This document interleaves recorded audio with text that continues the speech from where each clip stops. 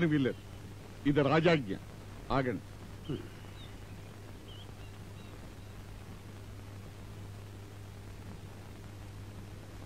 లేకండి, త్వరగా వస్తున్నారు. లేకండి లేకండి. రైట్, నోరు మీద లేవద్దు. డిస్టర్బ్ చేస్తున్నాను తెలుసు, అయినా తప్పదు, లేవద్దు. నేను ఇప్పుడు ఎందుకు వచ్చాను అంటే, నాకిద్దరు కూతుళ్ళు 2 గాడిదలు. ఆ 2 గాడిదలు నన్ను నా కొంపను ముంచేసి వాళ్ళు ఎక్కడ మునిగిపోతారోనని నా భయం. ముఖ్యంగా నిన్న మా కుల పెద్ద రాగరేఖ మీద రాసిన వార్నింగ్ చూశాక నాకు భయం పట్టుకుంది. మా కుర్రవాళ్ళ హయాంలో ఈ కొండంత సంపద కూరంత అయిపోవటం గ్యారంటీ. నా మాట కరుకు, కటిక చేదు. సావధానంగా వినండి. ఆస్తి అనేది చెట్టు లాంటిది. చెట్టు క్షణక్షణం పెరుగుతూనే ఉండాలి. పెరగడం ఆగిపోతే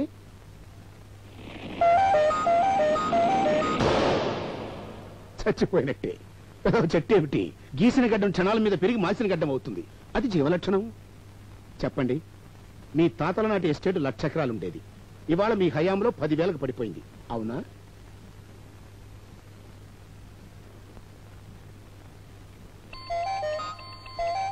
అందులో సగం బీటలు వారిన బీడు భూమి. దాని గురించి ఆలోచించారా? దాని ముఖం చూసారా? అక్కడ వానలు పడవయ్యా, చూసేం లాభం. కరెక్ట్. వానలు కురిసిన బండున్ వానలు మరి కురియగున్న వడిగా నిండున్ అని అర్థశాస్త్రంలో కౌటిల్యుడు రాశాడు. అలాంటి భూములు ఏం చేయాలి? మేకపీక బట్టి మెడపాలు గుడవగా ఆకలిట్లు తీరు ఆకతాయి అన్నాడు మహాకవి వేమన. అంచేత ఆ పనికి మాలిన బంజరు భూమిని వెంటనే sell or go to hell అన్నాడు హారిసన్. బికాస్ అలాంటి ఆస్తి తల్లిపోయిన గొడ్డుల, ఓడిపోయిన మంత్రిల, జారిపోయిన వయసుల, నెరిసిపోయిన జుట్టుల, వెలిసిపోయిన భార్యల, పిప్పి చేసిన చెరుకుల, చెల్లబోవని చెక్కుల, చిరిగిపోయిన నోటుల.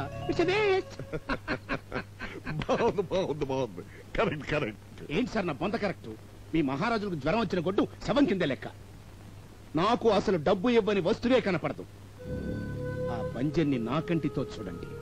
బయటకెదిగిన పడుచు పిల్లల, మేకప్పు చేసుకోబోతున్న జ్యోతిలక్ష్యుల, నివురు కప్పిన నిప్పుల, సంబరాలకెదురు చూసే శివాలయ్యల్లా నేను చెలరేగి ఆ బీడులోంచి డబ్బు తీస్తాను. మీకు ధాన్యలక్ష్మి కనిపించని ఆ బంజరులో నాకు ధనలక్ష్మి కనిపిస్తోంది. ధనలక్ష్మి కనిపిస్తుందా? కర్ణ పిశాచిలాగా వీరికేమైనా నేత్ర పిశాచి ఉందా? అర్జున, కర్రలో దాగి ఉన్న అగ్ని కంటికి కనిపించదు, కాని నా బుర్రకి కనిపిస్తుంది. కర్రను రాపాడిస్తే, కాలిస్తే అందులో దాగి ఉన్న అగ్గి భగ్గుమంటు. ఎవరయ్యానో మహానుభావ.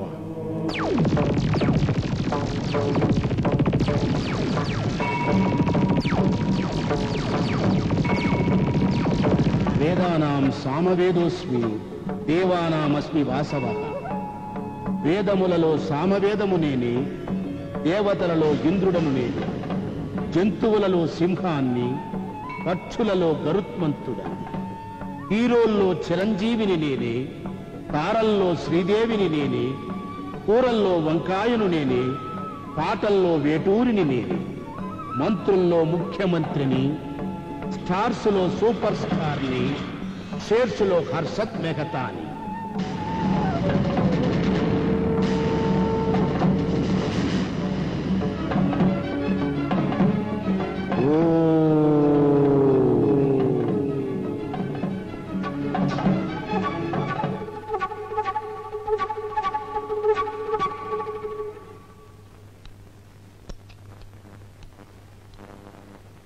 కూరలకేం తొందరే? నేతికిన తీసుకెళ్ళు ముందు. అక్కడే పెట్టింది పిన్ని.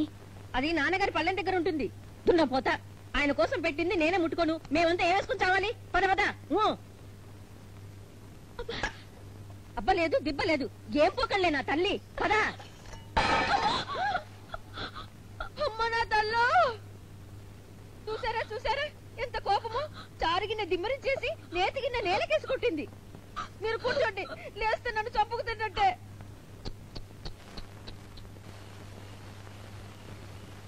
అమ్మాయి గారు,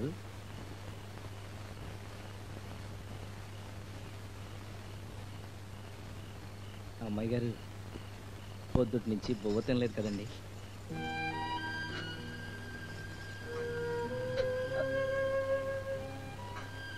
అమ్మాయి గారు మడిసికి మనేద మంచిది కాదండి. మనేద పెట్టుకుని ఏడిస్తే మన కన్నీళ్ళే ఖర్చు అయిపోతాయండి. ఏది ఆ పాదం చూపండి.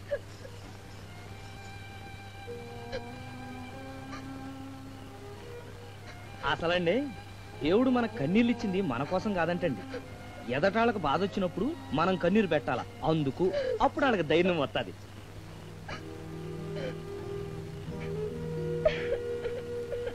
నిజమండి, త్వరగారు చెప్పారు. మన కట్టం వస్తే నవ్వాలటండి. కాల్లో ముళ్ళు గుచ్చుకుందనుకోండి ఏడవకూడదండి. కంట్లో గుచ్చుకోలేదు కదా అని నవ్వాలంటండి. షో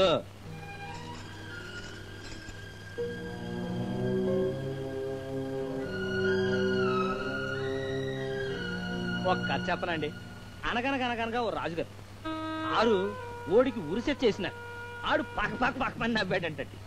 దానికి రాజుగారు, ఎరా ఏంట నవ్వు, ఇప్పుడే చంపేస్తాను అన్నాడంటండి.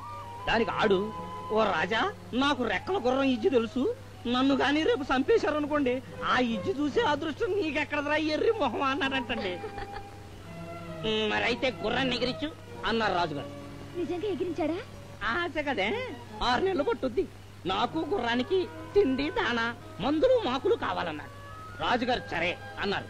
రోజు ఆ రంపించే పాలు మేగడ 30 తందిని ఆ మిగిలిన దాంతో గుర్రాన్ని మాలిష్ చేసేవాడు.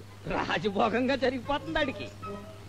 ఖైదులో పక్కనున్నాడు, ఎవరో గుర్రం నిజంగా ఎగురుద్దాం అన్నాడు. దానికి వీడు నవ్వేసి, ఉత్తినే కదలేనులే అన్నాడు. మరైతే అబద్ధం చెప్పి లాభమే ఉందరా అన్నాడు. ఊరి శిక్ష 6 నెలలు వాయిదా పడింది కదా, ఈలోగా ఎన్నో జరగచ్చు. రాజుగారు మనసు మార్చుకుని నా శిక్ష రద్దు చేయొచ్చు. రాజుగారే చచ్చిపోవచ్చు. భూకంపం వచ్చి జైలు కూలిపోవచ్చు. శివరాఖరికి ఏమో గుర్రం ఎగరావచ్చు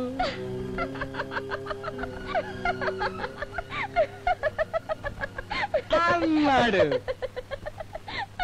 గవ్వలు రవ్వలు కానవచ్చు, కాకులు హంసలు అయిపోవచ్చు, రామచిలుక నువ్వు కానవచ్చు, రంబంటు కళ పండవచ్చు. ఏమో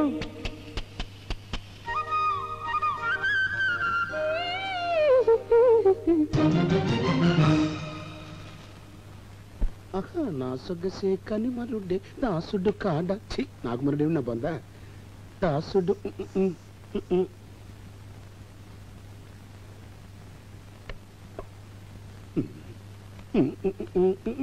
అరే మీరా, మీరు తెచ్చారేమిటి?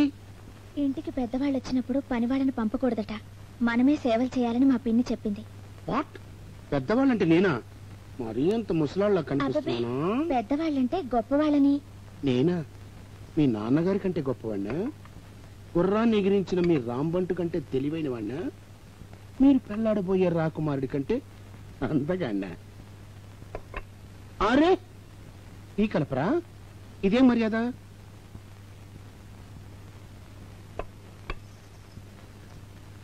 మీకు సంగీతం వచ్చా? మీ డాడీ నేర్పించారా? కొద్దిగా. సంగీతం సంతోషం అక్క చెల్లెలన్నారమ్మా. బంగారు వంటి లోకము సంగీతము వంటి విద్య కలదే భువిలో అన్నాడు నారద మహర్షి. చీ, ఎక్కడైనా నారదుల వారు బంగారం మీద పద్యాలు రాస్తారా ఏమిటి? ఎందుకు రాడు? బ్రహ్మకైనను పుట్టు రెమ్మ తెగులు అన్నారు. అంటే ఓసారి ఎలాంటి పందారి చిలక బ్రహ్మ దగ్గరికి వెళ్ళి, స్వామి